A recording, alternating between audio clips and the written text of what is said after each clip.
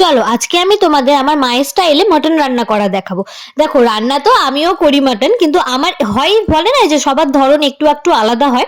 তবে আমি কিন্তু ম্যারিনেট করে বেশিরভাগ করি, কিন্তু আমার মা না কোনো রকম ম্যারিনেশন, না কোনো টক দই, না আদার্স কোনো মশলা ছাড়াই আমার মা মানে এত ভালো একটা মটন রান্না করে।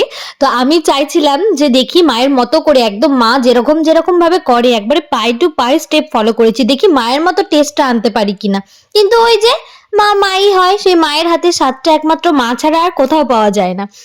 আর জানো তো, আমি যতই মটন রান্না করি না কেন বা চিকেন রান্না করি না কেন, এই দুটো রান্না আমার শুধুমাত্র আমার মায়ের হাতেরই ভালো লাগে। হ্যাঁ, তাই বলে যে আদার্স যাদের কাছে খেয়েছি তাদের কাছে খারাপ, এমনটা কিন্তু একদমই না।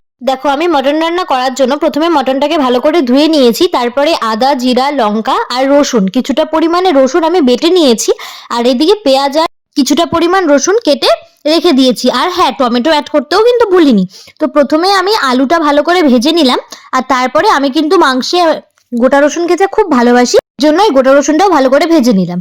আর তারপরে আর যেসব স্টেপ তো আমরা তো জানারই কথা, তোমরা দেখতে থাকো। তোমাদের সাথে একটা কথা শেয়ার করি, সেটা হচ্ছে এই যে আলু, জানো তো আগে যখন ছোট ছিলাম তখন মনে হতো যে মাংসর থেকে মাংসের আলুটাই বেশি স্বাদ, কিন্তু কি যে হয়েছে এখন মনে হয় আমি আলু খেতেই ইচ্ছা করে না, বরঞ্চ আমার মনে হয় যে মাংস রান্না করলে আলু ছাড়া রান্না করাটাই বেটার। কিন্তু এই যে আমার প্রতিদেব মাটনটা যেহেতু একদমই পছন্দ করে না, বলতে গেলে একদমই খায় না, এই জন্য ও আলু আর গ্রেভিটা দিয়ে খায়।